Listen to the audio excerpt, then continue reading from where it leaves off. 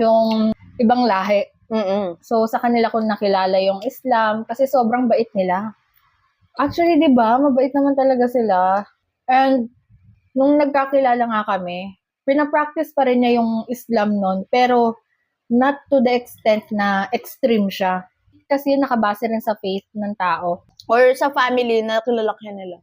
Possible din sa family, pero at the end of the day kasi ikaw pa rin makakapag-decide kung anong yung faith na pipiliin mo eh. Pero halos lahat sila kasi parang family-oriented din. Oo, kapag sa ibang lahi. Actually, maski dito sa Philippines eh. Especially if born Muslim ka. So, nakilala ko nga yun dahil sa kanya, pero never nilang in-introduce. Never ka nilang sinabi na ganito dapat. Never nilang sinabi. Pero, ang nangyari kasi nun, sa sobrang pina-follow nga nila yung mga practice, for example, katulad sa pagkain, di ba share sila? Oo nga, no? Naranasan din natin yun sa isang ganun.